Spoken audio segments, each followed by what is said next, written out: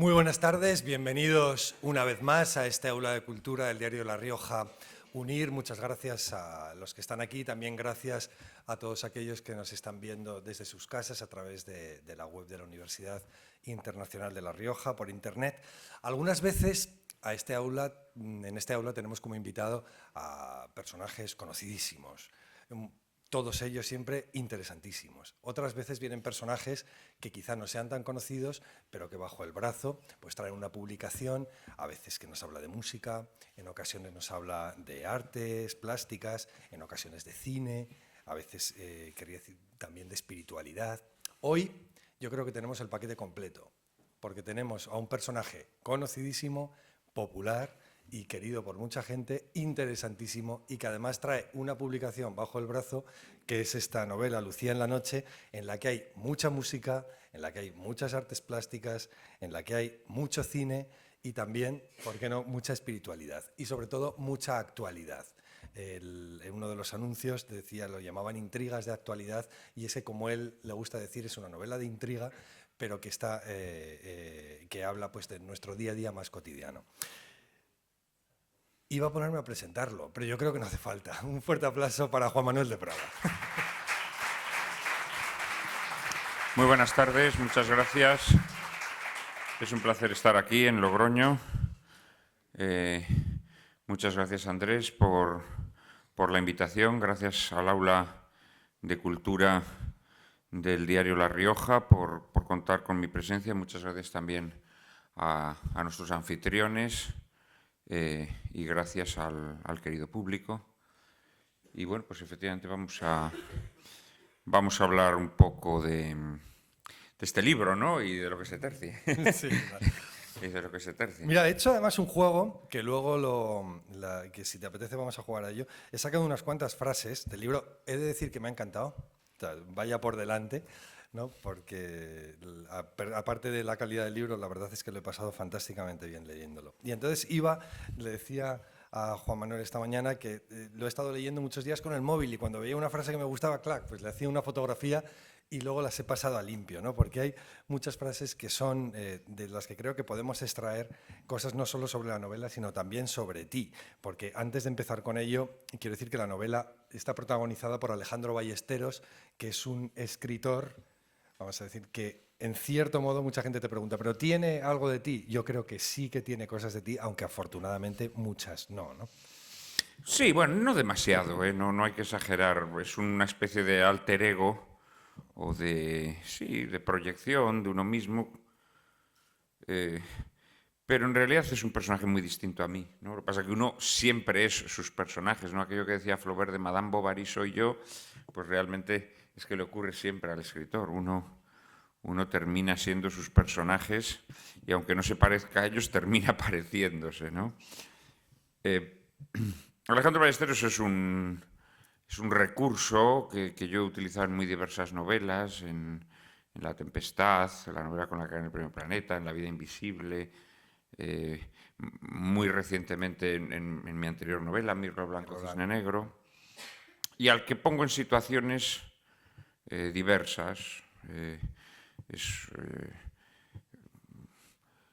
Pues en esta ocasión concretamente pues es un escritor treintañero, digámoslo así, es decir, un escritor que ha abandonado la juventud o que está abandonándola y que se encuentra en un bache creativo, que ha dejado de escribir, que ha perdido la confianza en su vocación, y entonces va a conocer a una mujer que transforma su vida, que lo saca del agujero y que le va a permitir recuperar un poco el brío y la vibración espiritual perdidos. Y a partir de ahí pues se desata la intriga. En realidad el hecho de que Alejandro Ballesteros sea escritor tiene una importancia relativa en la historia, ¿no? Bueno, más allá de que es una historia narrada en primera persona y siempre ayuda y le añade verosimilitud, ¿no? Que el narrador sea un escritor. A mí siempre me ha llamado mucho la atención estas novelas escritas en primera persona que las cuenta una persona que supuestamente no tiene cultura literaria y sin embargo el libro pues muestra que quien lo ha escrito tiene una cultura literaria y esto siempre genera problemas de inverosimilitud, ¿no? Entonces, para mí es más cómodo, naturalmente, cuando voy a contar una historia en primera persona, que esa persona sea escritor o que tenga un conocimiento literario, ¿no? Pero luego, pues es un personaje que tiene muchos aspectos que nada tienen que ver conmigo, honestamente, ¿no? Por ejemplo, pues yo no viviría nunca en uno de los suburbios de Madrid, en uno de estos pueblos en los alrededores de Madrid llenos de urbanizaciones sobre las que se hacen muchas bromas en la novela, ¿no? O sea, tiene muchos aspectos que nada tienen que ver conmigo. Hay una frase, mira, que te voy a decir. El protagonista piensa en un momento. La novela, hablando de una primera novela suya, era la peor de todas las que había escrito en mi juventud. Pero la crítica Panoli me había emparentado con Vladimir Nabokov, aparte de otros autores. O sea, tú muchas veces has renegado de alguna novela tuya del pasado públicamente. Bueno, renegado. Bueno, sobre todo he denunciado mucho la crítica Panoli, que a mí me han hecho críticas verdaderamente estrafalarias. Con esta novela también. Pues esta es una novela que la verdad, pues un crítico decía que era una novela emparentada con Quevedo y con Camilo José Cela. Y yo dije, madre mía, lo que es poner la plantilla y el piloto automático, porque la verdad es que esta novela no tiene nada de Quevedo ni de Camilo José Cela. Una novela de intriga, pues como que no, ¿no? Sí, esta es una cosa sobre la que yo he reflexionado mucho, ¿no? Yo efectivamente creo que mi peor novela fue la novela con la que más éxito coseché. La Tempestad, la novela con la que gané el Premio Planeta. Que bueno, en España, claro, si ganas el Premio Planeta, pues, no sé, aunque publiques la lista de la compra, pues vas a tener éxito, ¿no? Pero lo cierto es que fue un libro que también tuvo éxito fuera de España, se tradujo mucho y también fue muy exitoso fuera de España. Y libros míos que yo considero muy superiores, pues pasaron inadvertidos, ¿no? O tuvieron muchísimo menos éxito. Y esto cuando ya llevas, como es mi caso, 25 años de dedicación a este oficio constante, pues te invita a reflexionar, ¿no? Seguramente pues, hay muchos libros malos que no tienen éxito, y es justo que así sea, pero la realidad es que en líneas generales, salvo excepciones muy meritorias, yo me atrevería a decir que los libros malos, los libros que tienen éxito son libros malos. Esta es una realidad dolorosa porque amigos, ¿no? En el fondo nos está hablando de que la naturaleza humana... Pero es verdad que ha habido grandes escritores que han tenido éxito en todas las épocas, indudablemente, ¿no? Pues algunos éxito apoteósico, incluso pensemos en Dickens, ¿no? Pero la realidad es que la mayor parte de los escritores de éxito suelen ser escritores malos. Esto es así. Esto es así y realmente, claro, de lo que nos está hablando es del mal gusto o de la incapacidad que tiene cada época de reconocer a sus auténticos talentos. No debemos olvidar, por ejemplo, que los grandes autores del 98 eran escritores de poco éxito, algunos de ningún éxito incluso, ¿no? Esta es una realidad. Y mientras ellos no tenían ningún éxito, había otros escritores mucho peores que tenían un gran éxito. Pues empezando por Vicente Blasco Ibáñez, ¿no? Que evidentemente es un escritor de una calidad muy inferior a Unamuno o a Baroja o a Valle Inclán, ¿no? Pero tuvo inmenso éxito. Pero bueno, todavía Blasco Ibáñez, en fin, es un escritor que tiene méritos, ¿no? Pero había otros muchos hoy en día completamente olvidados que vendían decenas y cientos de miles de ejemplares. Y de ellos hoy no queda huella alguna. Y estamos hablando de hace un siglo o menos de un siglo, ¿no? Pero incluso podríamos decir lo mismo si nosotros ahora mirásemos el elenco de ganadores pues, del Premio Planeta, del Premio Nadal, de premios que ya son longevos, que a lo mejor tienen ya más de 50 ediciones a sus espaldas, nos quedamos sorprendidos de las novelas que tuvieron éxito hace 20, 30, 40 años. normalmente suelen ser novelas bastante malas, bastante flojas, ¿no? Entonces, bueno, digamos que cuando ya tienes una perspectiva, con el paso del tiempo, te vas dando cuenta de esta realidad, que bueno, que es una realidad triste, pero con la que tienes que convivir y seguir escribiendo, ¿no? Que es lo único que al final pues, justifica a un escritor. En la novela hay un personaje, Lucía, o sea, la protagonista y la que da en título al libro, que tiene un problema, una enfermedad, o que ella lo cataloga así, no como enfermedad, que es una...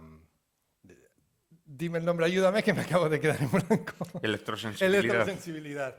Sí, que como hablábamos antes, es una enfermedad que no está reconocida como tal por la OMS, a lo que tú dices, bueno, no es normal porque en ocasiones, pues, si no va a suponer un negocio, no hay por qué, Claro, la hay que OMS, reconocerla la como Organización Mundial de la enfermedad. Salud, como todo el mundo sabe, está para inventarse enfermedades como la gripe aviar, la gripe... ¿Se Para acuerdan vender muchas ustedes? vacunas. Sí. Para, para, para que sus negocios funcionen, ¿no? El Zika. ¿Alguien se acuerda del Zika? ¿Eh? Que prácticamente impusieron el aborto obligatorio en toda América Latina. Era una enfermedad inexistente que se inventaron para vender vacunas y para hacer otras cosas más malignas, como esta que acaba de mencionar. Y la electrosensibilidad efectivamente no se reconoce, a pesar de que está demostrado que hay gente que la padece, ¿no? Que es la alergia a las ondas electromagnéticas, a las ondas de teléfono móvil, de wifi, por no hablar de otros efectos que puedan tener estas ondas que nadie se atreve a reconocer, porque es verdad que a mí me llama mucho la atención. Yo en mi círculo de amistades, de familiares, cada vez conozco a más gente con cáncer, por ejemplo, ¿no? Y nunca nadie se detiene a considerar seriamente que probablemente la invasión de ondas en la que vivimos tenga mucho que ver, ¿no? Con la floración desmesurada de enfermedades que hasta hace apenas 20, 30, 40 años no estaban tan presentes en nuestra vida, ¿no? Y, y efectivamente, pues hay gente a la que estas ondas le provoca, bueno, pues trastornos diversos, ¿no? Desde dolores de cabeza, vómitos, en fin, una serie de achaques menores o mayores. Y Lucía, presuntamente, pues tiene esta enfermedad. Luego veremos que la realidad es más compleja porque esta es una novela de intriga en donde la protagonista nos está ocultando su verdad, ¿no? Nos está ocultando su verdad o enmascarándola. Entonces, a lo mejor luego descubrimos que la razón por la que no quiere vivir en lugares con ondas no es exactamente esta, ¿no? Pero detrás de esta enfermedad real o fingida de Lucía también hay una crítica, ¿no? Ahí es donde quería llegar. O sea, tú en A esta realidad puede, invasión tecnológica. eso es, que no tengas, no generes un rechazo a las ondas en sí mismas, pero sí a la pisonadora de la tecnología, ¿no? Que está Sí, terminando sí, sí, con... ciertamente, pues hay varios comentarios despectivos, ¿no? Hacia esta plaga, que yo creo que ahora ya se puede hablar abiertamente de plaga, ¿no? Yo ahora que estoy viajando mucho con la promoción de la novela, me quedo absolutamente sobrecogido viendo a la gente absorta en su teléfono móvil durante horas en los trenes. Es una cosa que te quedas verdaderamente impresionado. Yo he llegado a viajar con personas que se han tirado 3 horas con su teléfono móvil, dale que te pego, para arriba, para abajo. Yo creo que de alguna manera el teléfono móvil se ha convertido un poco en el libro de los idiotas narcisistas. Es decir, te permite tener un instrumento en la mano en donde estás viendo tu vida grotesca y absurda, tu vida inane, pero pues ahí estás, dale que te pego, respondiendo a todas las majaderías que te mandan una foto, jiji, y pones unos iconicos, y luego te manda otro. Esta es nuestra vida de taraos, pero esto yo creo que a la gente ha tocado la fibra narcisista de la gente que de repente ha encontrado la manera de encapsularse, de abstraerse del mundo y de vivir para sí mismo. No, es que coñazo este Cervantes aquí contándome la historia de este señor, este Don Quijote. No, qué coño, yo quiero que me cuente, yo quiero ver mi vida. quiero ver mi vida de idiota profundo, ja, ja, ja, ja, ja. Y así está, es impresionante. Horas, horas. Yo veo a la gente durante horas haciendo esto y viendo vídeos absurdos, oligofrénicos, profundos. O sea, dices, pero ¿qué mierda está viendo este? Porque además ahora, a mí antes me fastidiaba mucho que sonara el móvil en los trenes. No, pero es que ahora de repente suenan los vídeos majaderos que la gente se manda, porque se los ponen y se ríen viéndolos, en fin. Entonces yo de verdad creo que en realidad el secreto del móvil es ese, que es un libro hecho a tu medida. Es un libro en donde tú estás leyendo constantemente tu vida inane, tu vida. Y yo creo que empieza a ser el momento en el que hagamos una reflexión seria si esta es la vida normal que queremos llevar, ¿no? Y creo que sí tendríamos que empezar a pensar en el tiempo que esto nos está robando, tendríamos que empezar a pensar en el deterioro de las relaciones personales que esto está introduciendo y sobre todo deberíamos empezar a pensar seriamente y reconocer contritos, tendríamos que empezar a reconocer que detrás de todo eso hay unos problemas de adicción muy fuertes.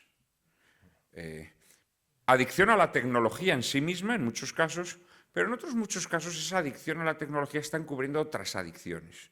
Que puede ser adicción al juego, que puede ser adicción al mamarrachismo, simplemente, pero puede ser adicción a la pornografía. Hay muchas adicciones detrás de esa adicción a la tecnología, ¿no?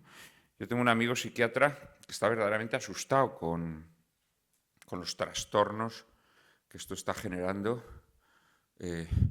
con las relaciones humanas que se están destruyendo. Hoy en día la principal causa de divorcios, de rupturas de pareja, tiene que ver con infidelidades y guarrerías varias a través de Internet. Y esta es una cuestión que yo creo que las sociedades contemporáneas tendrán antes o después que afrontar, ¿no?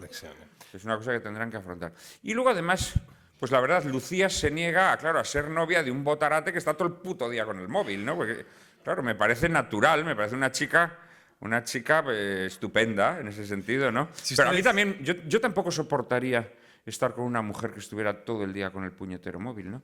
En este sentido yo tengo mucha suerte porque mi mujer es como yo. Mi mujer decidió no tener un móvil de estos inteligentes que dicen que en realidad son móviles simplemente que invaden tu vida. Y yo no podría vivir con una persona que estuviese todo el día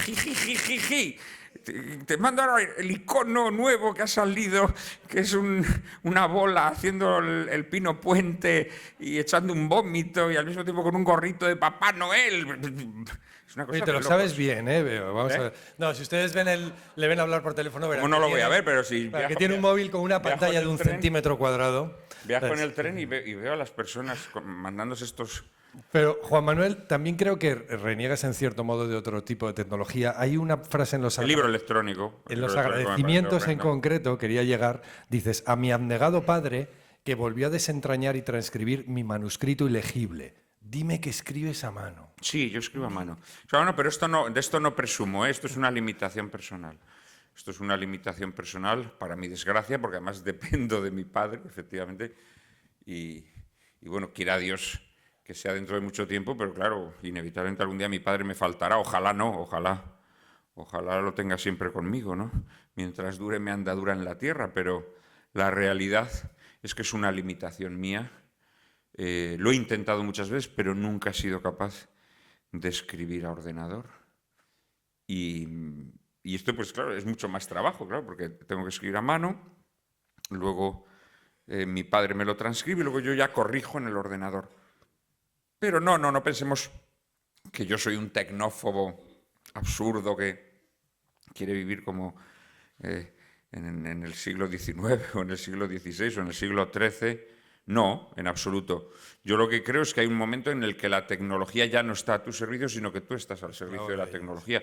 Desde luego, un ordenador para escribir no me parece estar al servicio de la tecnología, a pesar de que todos sabemos que los ordenadores nos juegan malas pasadas de vez en cuando. perdemos mucho trabajo a veces y mucho tiempo por culpa de los ordenadores, pero es verdad que también nos facilitan muchas cosas. Esto en este caso es una limitación mía, no. Y en cuanto a la música, dice Alejandro Ballesteros, la música clásica me ayuda a mantener la concentración. Y luego dice una frase muy bonita, que las palabras también tienen su música, también necesitan su ritmo para sonar bien, ¿no? Me gusta decir, efectivamente, que en la escritura hay melodía, armonía y ritmo, ¿no? Porque En este caso en concreto yo te diría que, ves, por ejemplo, en esto yo no tengo nada que ver con Alejandro. Yo la única novela que he escrito escuchando música ha sido esta, precisamente. Normalmente no escucho música. eh, no escucho música mientras escribo. Prefiero el silencio más absoluto, que es además el que me permite escuchar la música del lenguaje, porque efectivamente el lenguaje tiene una música y por eso es necesario conocer tu lengua, ¿no? A mí una de las cosas que más nervioso me ponen muchos escritores es que no tienen la lengua del español, ¿no? Probablemente pues porque se han abastecido de traducciones, de lecturas en otros idiomas, porque no tienen una tradición literaria propiamente dicha y esto hace que su literatura suene forzada, ¿no? Yo creo que efectivamente la lengua tiene una música que uno tiene que saber pulsar y que cada narración necesita un ritmo y que te tienes que dejar llevar por las palabras, ¿no? Pero en esta novela sí estuve escuchando durante toda la escritura de la novela música de Sostakovich, ¿qué aparece? Sí, del que se habla en la novela y que tiene importancia porque, bueno, digamos que la existencia de Sostakovich precisamente pues estuvo muy marcada por el miedo a bueno, es una existencia paradójica. Fue un artista primero no exactamente perseguido, pero sí muy vigilado y hostigado, digámoslo así, por el régimen stalinista, que consideraba que su música era excesivamente formalista y siempre trató de corregirlo sin lograrlo, pero luego terminó siendo, digamos, el gran artista soviético y un poco el icono que la Unión Soviética paseó por todo el mundo, ¿no? Y entonces me parece un destino de artista muy, muy paradójico y muy interesante, ¿no? Un hombre que vivió siempre atemorizado por el miedo a que la justicia injusta, inicua de Stalin cayera sobre él y que termina siendo, digamos, el gran estandarte artístico del comunismo soviético. Y bueno, es un genio, indudablemente es un genio, y su obra yo creo que está muy transida, muy recorrida por el dolor y por el miedo, ¿no? Que se percibe en algunas de sus sinfonías, en algunas de sus composiciones de cámara, que yo menciono en esta novela de forma muy evidente. Y por eso quizá va bien con la novela, porque es una novela que habla del Claro, miedo claro. también, ¿no? Del miedo a descubrir lo que hay más allá, que habla de las dobles caras constantes en muchos de los aspectos de nuestra vida y sobre todo en la propia Sí, bueno, protagonista. Lucía es una mujer invadida por el miedo, digámoslo así, ¿no? Y que además tiene que ocultarlo por razones distintas a las de Sostakovich, pero tiene que aprender a vivir con el miedo y tiene que aprender a vencerlo. Lo que pasa es que no siempre se puede vencer, ¿no? Entonces sí, digamos que es un buen acompañamiento fue un buen acompañamiento para la escritura de la novela y yo creo que también lo sería para su lectura. Antes hablábamos de que el miedo en realidad es una herramienta fantástica en cuanto a que funciona muy bien para manejar a la masa, no dicho así con todo el cariño. O sea, y Sí. hablabas de las versiones oficiales, o sea, que más que abominas, más que las dobles caras en la interpretación de las noticias, por ejemplo, de esas versiones oficiales que explican de forma sencillísima no, simplísima, realidades muy complejas. O sea que Efectivamente, sí. Sí, esta es una novela en principio intimista, digamos que el misterio de esta novela es el misterio de una mujer eh, y, y Alejandro en su afán por descubrir ese misterio, pues, eh, y a medida que lo va desvelando, va descubriendo también que a Lucía la sobrevuelan o la rodean otros misterios y de alguna manera su indagación, su pesquisa sobre Lucía le va a permitir adentrarse en esos otros misterios y miedos que sobrevuelan las sociedades contemporáneas, ¿no? Entonces, el misterio de Lucía nos va llevando a conocer mejor estos otros misterios o miedos colectivos de los que efectivamente tenemos una visión muy sesgada, una visión muy simplota, que además, honestamente, pues no conduce a nada, más que a nuestra fanatización, ¿no? Que yo creo que es uno de los problemas de las sociedades occidentales, que su incapacidad para afrontar los problemas poliédricos en los que vive les lleva a querer solucionarlos de formas simples y acordes a las versiones oficiales que les dan de estas cuestiones, ¿no? Concretamente en esta novela, pues sí, se abordan temas como el terrorismo islámico, temas como las guerras actuales, las guerras de Oriente Próximo, temas como el espionaje o las injerencias que nos hablan de determinadas naciones, ¿no? Que hoy en día son muy utilizadas políticamente para tratar de lanzar balones fuera cuando nuestros gobiernos cometen errores claros, como ocurrió, por ejemplo, en la crisis catalana, ¿no? Que se sacaron de la manga que es que habían sido los rusos que se habían metido en Twitter y habían conseguido que todo el mundo aceptara la versión que ellos querían, ¿no? Claro, cuando lo que quieres es tapar tu incompetencia por no haber sabido explicarle al mundo lo que estaba pasando, ¿no? Pero estas versiones sociales a mí me parecen muy peligrosas, ¿no? Voy a poner, por ejemplo, el ejemplo del terrorismo islámico, ¿no? El terrorismo islámico. El terrorismo islámico, al cual las sociedades occidentales tienen mucho miedo y que ha logrado efectivamente intimidarlas extraordinariamente, ha generado una reacción, y esa reacción social creciente, imparable, pues básicamente consiste en ponerle, digamos, una barrera o un muro al mundo musulmán, ¿no? Al mundo musulmán. Solución, en primer lugar, imposible, pero luego, por otra parte, completamente equivocada. Completamente equivocada. Porque claro, lo primero que habría que determinar es qué es el terrorismo islámico. Y para eso tienes que conocer el mundo musulmán, tienes que saber que en el mundo musulmán hay distintas facciones, que esas facciones están en combate, y que desde determinadas facciones se está impulsando el terrorismo islámico en colaboración con las potencias occidentales. Esto no lo digo yo, esto lo ha dicho Hillary Clinton en el Senado de los Estados Unidos, cuando le han preguntado por el ISIS, de forma verdaderamente paladina, pero sorprendente, la señora Hillary Clinton reconoció que el ISIS había sido creado por ellos.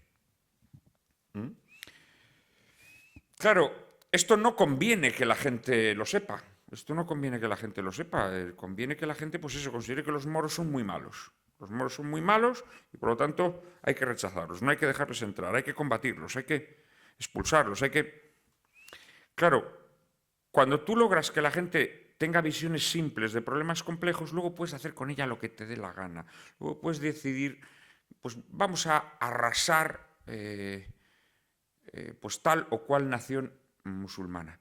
Pero, oh, sorpresa, curiosamente las naciones que han sido arrasadas en colaboración con el ISIS, con el yihadismo, las naciones que Europa y los Estados Unidos han destruido, eran curiosamente aquellas naciones islámicas donde estas facciones que amparan y protegen el terrorismo eran perseguidas. Curiosamente, las naciones que han sido destruidas y arrasadas eran exactamente aquellas naciones donde, por ejemplo, los cristianos podían vivir en paz. Esto es muy llamativo, es muy llamativo. Irak, un país en donde había hasta ministros cristianos. Libia, en donde yo estuve en la época de Gaddafi, un lugar donde las iglesias católicas estaban llenas, abarrotadas, de negros, por cierto, de negros que venían del África negra, que emigraban huyendo de los países donde se habían impuesto las facciones musulmanas más violentas, y buscando trabajo también, porque en aquellos momentos Libia era un país extraordinariamente próspero, el país más próspero de África. También fue arrasado por Occidente en connivencia con el terrorismo, con los terroristas islámicos. Siria, otro país donde los cristianos tenían garantizada una convivencia pacífica gracias a una dictadura, sí, a una dictadura que garantizaba la vida pacífica a los cristianos. Naciones que han sido arrasadas por Occidente en connivencia con los yihadistas ante la pasividad de los pueblos occidentales que se han tragado esa versión burda sobre el terrorismo islámico, ¿no? Entonces, claro, ciertamente, a mí eso que llaman ahora las fake news, con designación, por cierto, grotesca, propia de imbéciles que están todo el día con el móvil, como que las fake news, lo que en español de toda la vida se ha llamado siempre bulos, hombre, bulos, ¿por qué no dices bulos? ¿Qué coño de fake news? O intoxicaciones, en la jerga periodística siempre se llamó intoxicaciones a esas noticias que te cuelan, que no confirmas suficientemente, que no contrastas suficientemente y que logran que tú divulgues pues, una medio verdad o una mentira interesada, ¿no? A mí mucho más peligrosas que estos bulos, que finalmente pues, son tan burdos que inmediatamente alguien los descubre, me preocupan esas versiones oficiales que se lanzan desde instancias de poder y de prestigio, desde los estados criminales occidentales, desde los organismos internacionales al servicio de intereses económicos sórdidos e inconfesables. Esto me preocupa muchísimo más que estos bulos que hoy en día tanto parecen preocupar, ¿no? Es más, yo me atrevería a decir que con frecuencia, cuando hacen que estemos muy inquietos con estos bulos, en el fondo es porque quieren que no nos demos cuenta que realmente donde nos la están metiendo doblada es con estas versiones oficiales. Pues no, mire ustedes, las relaciones con el mundo musulmán tienen que ser relaciones en donde tiene que haber un discernimiento. Y todo lo contrario, nosotros tenemos que tener relaciones de amistad con aquellas naciones que nos garanticen el combate contra el terrorismo islámico. Nosotros tendríamos que haber tenido relaciones privilegiadas con países precisamente como Libia o como Siria o como Irak, que han sido destruidos no solo con nuestra connivencia, sino con nuestra participación activa, ¿no? Entonces, en esta novela, efectivamente, se ofrece una visión mucho más poliédrica y mucho más compleja de estas realidades que se nos han simplificado de forma burda, precisamente para permitir luego los desmanes que se han permitido durante las últimas décadas, ¿no? Y en líneas generales yo me atrevería a decir que hoy en día se están imponiendo versiones muy burdas y muy simples sobre problemas muy complejos y la sociedad española se está dejando fanatizar. La sociedad española se está dejando fanatizar por gentes naturalmente muy poderosas a las que les interesa que tengamos esa visión burda de problemas complejos, ¿no? También de puertas adentro. También de puertas adentro, naturalmente que sí. También de puertas adentro con problemas interiores o nacionales o como queramos llamarlo, que también son muy complejos y que a la gente se le están imbuyendo ideas absurdas. Yo pienso, por ejemplo, en el tema catalán. Sí, quería llegar ahí porque hay un par de... a poco que empieza la novela, se pregunta el protagonista. No, ese tema no se toca en la novela. Si es de Barcelona, sí, Lucía, ¿no? Se toca, y a partir de ahí pues te han hecho... Se hacen bromas de lingüísticas sí. sobre la procedencia de la protagonista que hay que determinar de dónde viene, ¿no? Y efectivamente ahí el tema del catalán tiene mucho protagonismo en la novela. Pero sí, es verdad, hoy en día a la gente le han hecho creerse que la solución para el problema catalán es la aplicación más dura o menos dura o más larga o menos larga del artículo 155. Que no. El artículo 155 es una cosa que puede solucionar una situación de desorden, una crisis institucional, pero la gente tiene que asimilar, y esto yo creo que a quienes les interesa fanatizar a la gente le están lanzando mensajes absolutamente grotescos. El problema de Cataluña no es un problema que se solucione ni con el artículo 155 ni con ninguna ley Porque el problema de Cataluña no es que se esté persiguiendo a una banda criminal. Si el problema de Cataluña fuera un problema de proxenetismo o de tráfico de drogas, pues simplemente tendrías que desarticular esa banda criminal. El problema de Cataluña es que hay 2 millones de personas que han roto sus lazos afectivos con España. Y tienes que conseguir que esas personas, no digo vuelvan a amar España, pero vuelvan a aceptar que su vida tiene que estar entrelazada con el resto de España.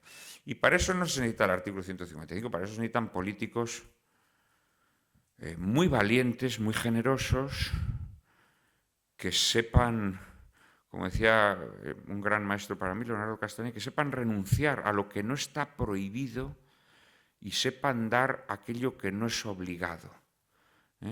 De personas con autoridad y con generosidad. Y esto es lo que yo no percibo, ¿no? Interesa mucho más tener a la gente agitada. El 155 solucionamos esto. No se va a solucionar nada con el 155. Entonces yo creo que sí, uno de los síntomas más evidentes de la decadencia de todas las civilizaciones ha sido que han querido dar soluciones fáciles a problemas complejos. Esto es una constante a lo largo de la historia. Las sociedades que ya no tienen capacidad para enfrentarse a los problemas que las están minando, siempre tratan de dar soluciones sencillas a problemas complejos. Y yo creo que en estos momentos, que es evidente que estamos viviendo una decadencia, una debacle, una auténtica debacle, no ya de España, sino de toda la civilización occidental, tendríamos que molestarnos por afinar un poco más, ¿no? Yo siempre pongo el ejemplo, para mí no hay español más excelso que Cervantes, ¿no? Yo invitaría a que volviésemos a leer a Cervantes, que sospecho que ya nadie lo lee, ¿no? Cervantes fue un señor, por ejemplo, que estuvo 5 años cautivo en Argel. Quiero decir que el terrorismo islámico lo vivió en sus propias carnes durante 5 años. O sea, que estuvo ahí. Me temo que vivir cautivo en Argel no era jauja. Sin embargo, Cervantes, cuando escribe la historia del cautivo, su bella historia del cautivo, incluida en el Quijote, nosotros ahí vemos que Cervantes tiene capacidad de discernimiento. Hay musulmanes malignos y hay musulmanes bondadosos. No solamente esto, sino que al final es una musulmana la que le permite al cautivo escapar de su cautiverio, ¿no? Entonces yo creo que hace falta un poquito de discernimiento. Hace falta un poquito de discernimiento. Claro, ese discernimiento era posible en sociedades que eran fuertes porque tenían una fe. Entonces, esa fe les permitía rechazar otra fe, pero al mismo tiempo les permitía tener esa mirada mucho más concreta sobre aquella realidad con la que, por una parte, tenían que mostrarse claramente contrarios, pero al mismo tiempo tenían que entablar alianzas concretas en situaciones concretas. Esto se ve hasta en el poema de Mío Cid. El poema de Mío Cid, el Cid está combatiendo a los moros, pero al mismo tiempo, en su combate con los moros, establece alianzas también con los moros. Y esto es una cosa que tendría que servirnos para entender la solución al problema islámico. Pero claro, nos falta lo que hizo fuerte y lo que permitió precisamente pues a personas como Cervantes o como a otros grandes autores de nuestra tradición, ¿no? Que era precisamente el que tenían una fe que les nutría y les permitía identificar perfectamente al enemigo y tener ese discernimiento que hoy en día no tenemos. Entonces, en este sentido, yo creo que tenemos que hacer un esfuerzo, sí, tenemos que hacer un esfuerzo para no dejarnos fanatizar, para no dejarnos invadir por estas consignas simples. Y creo que esto falta en nuestras sociedades, ¿no? Y las sociedades occidentales se están dejando pastorear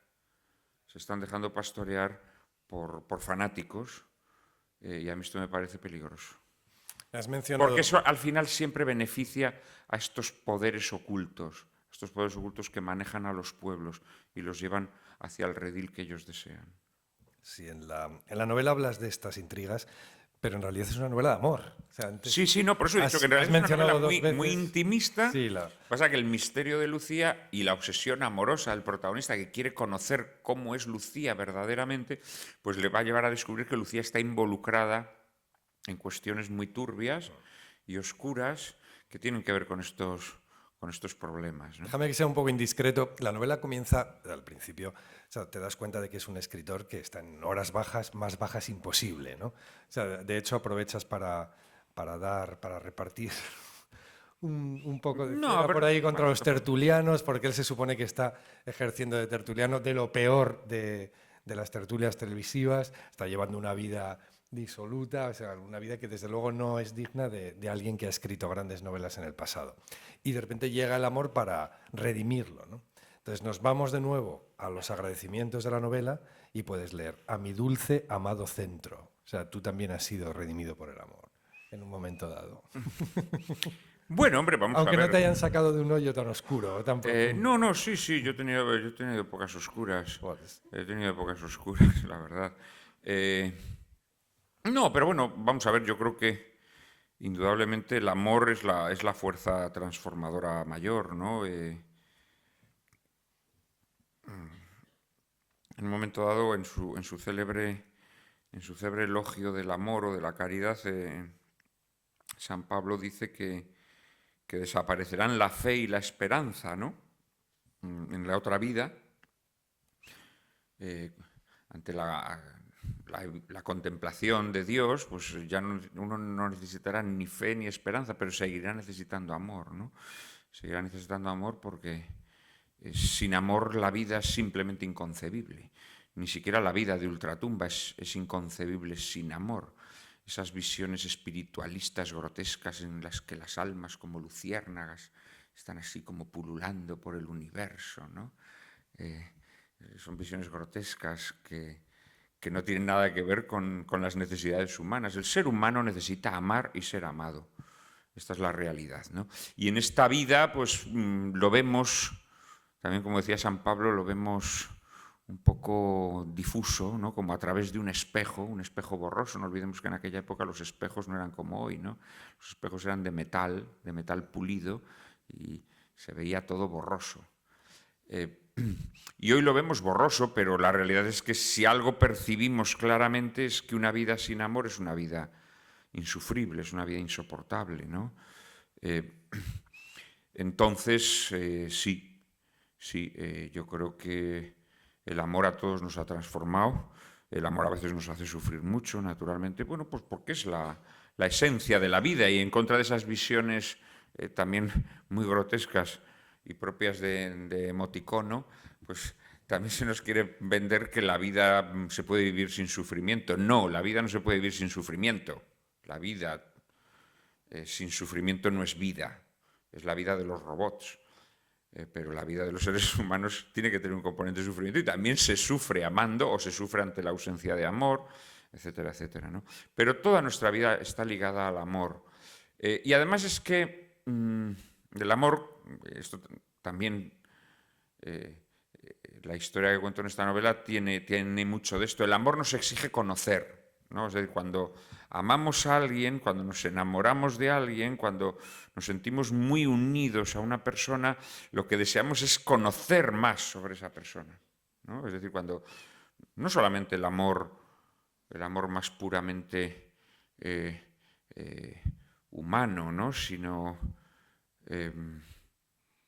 sea, no el amor erótico, sino el amor de la amistad. Es decir, cuando una persona nos gusta y la convertimos en nuestra amiga, necesitamos saber más sobre ella.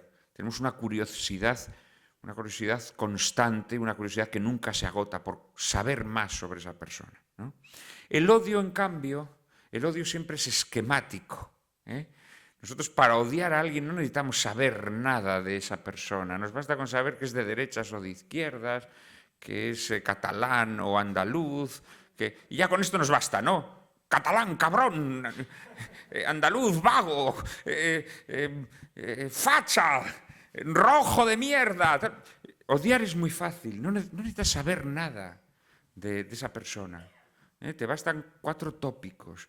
Amar no puedes amar así, no puedes amar abstractamente.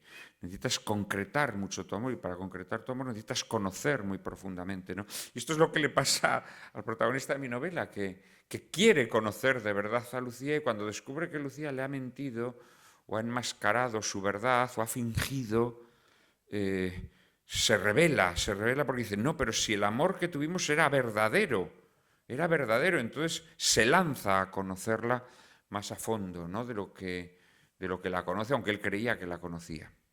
Entonces sí, el amor es sed de conocimiento, y por eso es el sentimiento que nos hace más humanos, porque los seres humanos hemos venido aquí para conocer, primero como a través de un espejo y luego en la otra vida para conocer plenamente. Pero es una vocación de conocimiento constante y nuestra vía principal de conocimiento es el amor, en sus múltiples expresiones. Y del conocimiento a la aceptación incondicional también, ¿no? Dices, las almas gemelas solo pueden superponerse, nunca encajarse. O sea, aunque vosotros tengáis los dos un móvil de primera generación, no de última, no, lo de las almas Sí, yo gemelas esto también... Vamos a ver, uno de los productos también de estas sociedades fanáticas y cada vez más esquemáticas en las que vivimos, es que efectivamente la gente cree que va a ser... que tiene que buscar gente como ella, ¿no? Y esto es un grave error, Normalmente lo que provoca más... pues esa vibración espiritual, en el amplio sentido de la palabra, es confrontarte con personas distintas a ti, con personas que te interpelan, que te provocan desconcierto, curiosidad, que te desarman, porque efectivamente piensan distinto a ti en muchas cosas, porque tienen gustos distintos a los tuyos y porque te complementan. Luego tiene que haber un núcleo, compartido. Tiene que haber un núcleo compartido. Por eso en otras épocas, cuando la gente era más sabia, pues se emparejaba con personas muy próximas, ¿sabes? Por ejemplo, mi abuelo, pues toda su obsesión fue que como su vocación era de comerciante, él siempre, primero fue vendedor ambulante, luego logró establecerse, tener una pequeña tienda en su pueblecito. Su obsesión siempre el que se tenía que casar con una mujer que fuera de familia de comerciantes. Esta era su obsesión. Hoy en día somos tan gilipollas que pensamos que nos podemos casar con alguien de Australia, ¿no? Con alguien que no tiene nada que ver con nuestros intereses, con nuestra forma de vida, y esto también es un error, ¿no? Pero luego, es decir, cuando hay un núcleo de creencias compartidas, de valores compartidos, lo mejor es que esa persona, al contrario, sea distinta, porque eso es lo que va a convertir tu relación con ella en una relación mucho más fecunda, porque no se va a agotar, porque no es una réplica de ti. Yo creo que buscar réplicas de uno mismo es lo peor que uno puede hacer, ¿no? Y esto también lo estimula el fanatismo, ¿no? El fanatismo... a mí siempre me ha preocupado mucho la gente que se dirige a mí y me dice, pienso exactamente igual que usted. Claro, inmediatamente te das cuenta que es una persona o trastornada o muy simple, porque claro, dices, no, hombre, no, pero si Dios nos ha hecho a todos distintos, no existen dos personas que piensen exactamente igual, esto es grotesco pensar esto, ¿no? Pero a mí esto me da mucho miedo, es decir, esta especie de identificación mimética que hoy en día en las sociedades de masas se potencia, ¿no? Es decir, que seamos iguales. Esto es horroroso, esto es un mundo infernal, es una pesadilla. Por eso el mundo en el que vivimos cada vez es más pesadillesco, ¿no? Parece realmente una utopía siniestra, una distopía, ¿no? En donde verdaderamente pues, estamos cada vez más robotizados, más homologados, más igualados, ¿no? Y esto, claro, mata el deseo de conocer, que es al final lo que cimenta las relaciones verdaderas, ¿no? No, tú necesitas que la otra persona sea distinta y que sea un constante descubrimiento para ti, para mantener viva esa llama del amor que se alimenta del conocimiento. Dice ella, si yo muriese, ¿también intentarías resucitarme? Dice, no lo dudes. Y añade, ¿y hasta dónde estarías dispuesto a llegar para conseguirlo? Es legítimo venderse al diablo. O sea, ¿hasta dónde estarías dispuesto tú a llegar para...? No, no hay que venderse, pero bueno, llegar hasta el infierno sí, ¿no?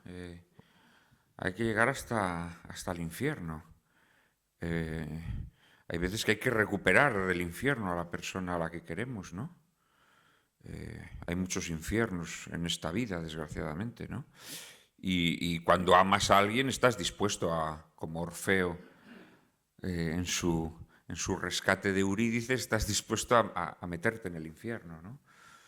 Claro, el problema cuando te metes en el infierno es que las llamas te pueden alcanzar y te pueden quemar, pero sí, yo creo que por amor estás dispuesto a sacrificios muy fuertes, ¿no?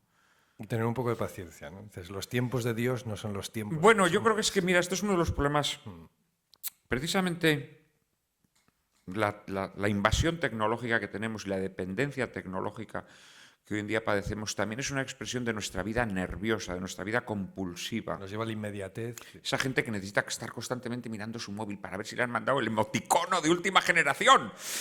Está cada 2 minutos a ver si me han mandado el emoticono, coño, con el gorro de Papá Noel. Y no te lo han mandado, ¿no? Y entonces estás en una desazón porque no te han mandado el último emoticono. Bueno, pues esa vida compulsiva a la que nos han obligado se ha extendido a las relaciones. Las relaciones personales también son relaciones compulsivas, en donde al final lo que estamos buscando de la otra persona es el emoticono. O sea, queremos que la persona sonría con el gorrito de Papá Noel, porque eso es lo que nos pone cachondos. ¡Qué bien! He conseguido una novia que sonríe con el gorro de Papá Noel. Pero claro, cuando la novia se quita el gorro porque está hasta el moño del puñetero gorro y ya no sonríe, pues nos deja de interesar. Nos deja de interesar. No tenemos paciencia para aceptarla en ese momento en el que ya la pobre se quita el gorro y te dice, no, es que yo en la vida real no tengo gorro. No tengo gorro. Y este es un drama del hombre contemporáneo, ¿no? La compulsividad que se ha extendido a los afectos, y esta es la razón por la que nos resulta cada vez más complicado tener relaciones duraderas y vínculos fuertes, ¿no? Pero esto es la destrucción del ser humano. Esto es la destrucción del ser humano porque esto Aristóteles nos lo explica muy bien en su Política. El ser humano es por naturaleza comunitario. Es falso que la organización política, aquí lo digo en el sentido noble de la palabra, o sea, la comunidad de los hombres sea un producto cultural. No, no, eso es mentira. El ser humano necesita los vínculos comunitarios. Y sin esos vínculos comunitarios se amustia, se muere. Y si nos damos cuenta, las formas de vida que nos tratan de imponer son precisamente formas de vida desvinculadas. Son formas de vida desvinculadas. Nos venden una promesa grotesca de individualismo, de endiosamiento. No, tú solo eres fuerte, tú solo eres grande, tú solo te vas a comer el mundo. No, hombre, no, tú solo te vas a pegar un coscorrón contra la pared y te vas a dejar los dientes en la pared, pedazo de imbécil, te vas a descalabrar contra la pared. Pero este es el veneno que nos han metido, el veneno que nos han metido. Yo solo estoy muy bien. Soy todopoderoso, soy especial. Nos hacen sentir especiales. Me voy a poner un tatuaje para ser especial. Idiota, todo el mundo tiene tatuajes. ¿No te estás dando cuenta que te están destruyendo? No, no te pongas un tatuaje. No, la solución no está en ser especial. Lo que te venden como ser especial es ser gregario. Y para ser gregario lo mejor que pueden hacer contigo es aislarte. Te aíslan, te meten en una cápsula y te hacen creer que eres único. Y al final eres una persona que estás levantando empalizadas y que no soportas al otro. O solamente lo soportas de forma utilitaria para obtener un rédito inmediato. Que puede ser la búsqueda de placer instantáneo, que puede ser el sacar un provecho económico en una determinada circunstancia, que puede ser cualquier forma de interés específico. Y esto, pues sí, esto es la destrucción del ser humano, porque el ser humano es por naturaleza comunitario. Decía Aristóteles que solamente que un ser humano que vive fuera de la polis, que vive fuera de la comunidad, es o un animal o un dios. La dura realidad es que es un animal, porque claro, dioses pues solo hay uno, ¿no? Y por lo tanto es un animal. Y decía que su destino es como el de una mano o un pie que ha sido desgajado del cuerpo. Su destino es pudrirse. Esta es la realidad, ¿no? Y esta es una evidencia, esto es una evidencia, no es algo que necesite demostración porque lo sabemos todos, pero sin embargo yo creo que nuestra época se empeña en esta carrera loca por el individualismo y entonces nos inventamos todas formas de división posible, padres contra hijos, la ruptura generacional, es decir, considerar que todo lo que tus padres te transmiten es mierda con la que tienes que romper. Una cosa es que tengas que formar tu juicio crítico para enjuiciar lo que tus padres te transmiten, pero esa celebración de la sospecha, ¿no? Según la cual la ruptura entre generaciones es algo benéfico, es una idea monstruosa. La lucha entre hombres y mujeres, la lucha en todos los ámbitos de la vida, es decir, convertir la mera convivencia en un infierno, ¿no?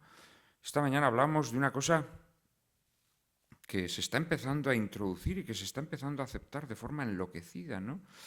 Que es decir, que toda relación sexual en la que no haya un consentimiento expreso es una agresión. Entonces, claro, yo llevo agrediendo a mi mujer toda la vida porque nunca hay consentimiento expreso. No, hombre, no. Las relaciones humanas se tienen que fundar en la confianza. Lo que pasa es que las relaciones humanas tienen que ser verdaderas y para ser verdaderas tienen que estar sostenidas sobre afectos fuertes, sobre afectos limpios, que no son el aquí te pillo, aquí te mato, que no son el ahora me aprovecho de ti porque estás muy buena, entonces te echo un polvo.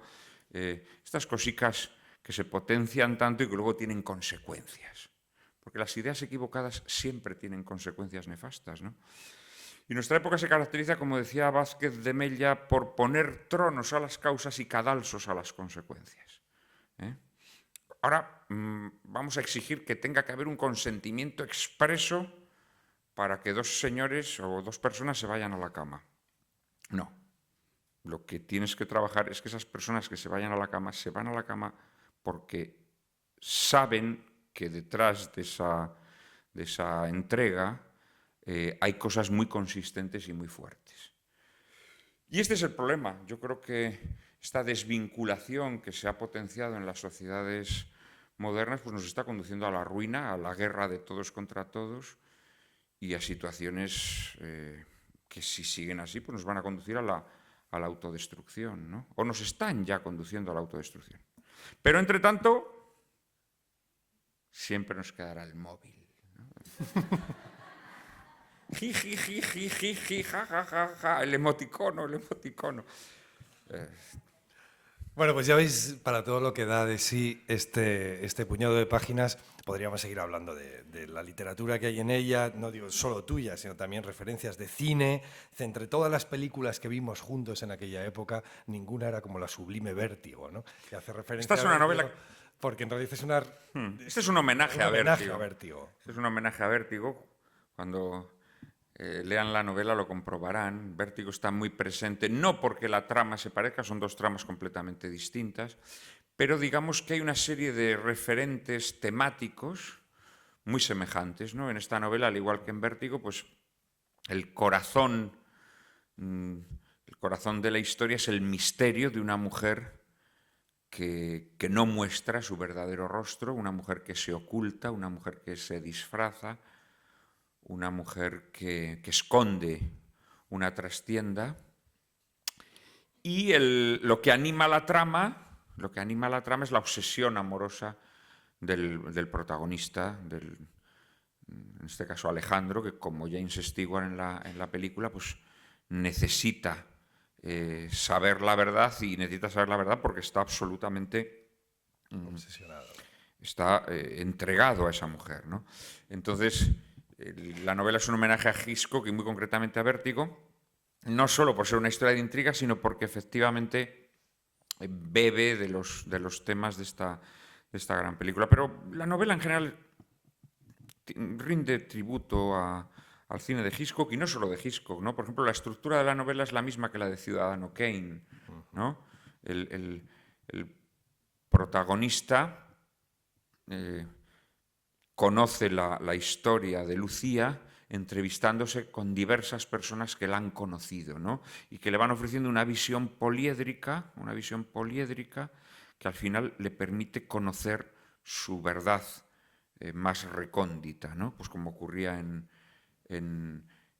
Ciudadano Kane, donde el periodista al que le encomiendan el reportaje sobre el magnate de la prensa que se acaba de morir, pues va entrevistando a personas que lo han conocido en distintos momentos de su vida y finalmente llega a saber la verdad, ¿no? También, bueno, no llega a saberla, en la película no llega a saberla, lo sabe el espectador cuando se arroja ese trineo a las llamas donde pone Rosebud, ¿no?